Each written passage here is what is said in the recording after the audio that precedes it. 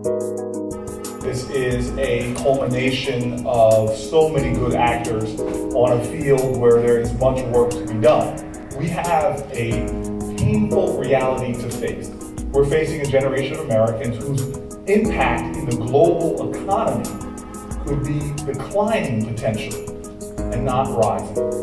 Now this should get us all pretty fired up and have us all be thinking, no way, not on my watch.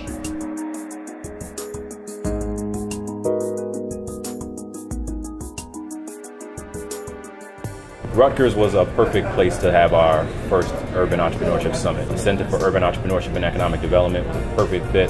Dr. D.T. Ogilvy has been phenomenal to work with. We had two goals today for the Urban Entrepreneurship Summit. Number one was make people aware of the programs and initiatives available to them that could help them.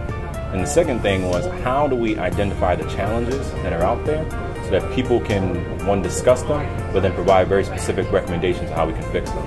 To do things to make it easier for people to get into business and to stay into business and to grow their businesses. You know, if you're a good entrepreneur and you find this real service that people really need, and you go to work and you provide that service, because people need everything. All people need everything. They're suffering for lack of almost everything. We've seen that urban communities have been the hardest hit communities across the country, but at the same time they've been, over the last 20 years, the hotbeds of innovation and the drivers of economic growth. We also find ourselves in a time of profound opportunity and tremendous possibility.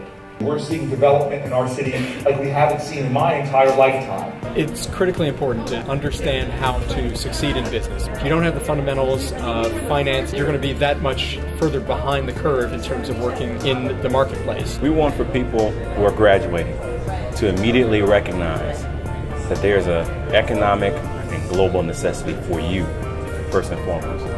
Let us go to work.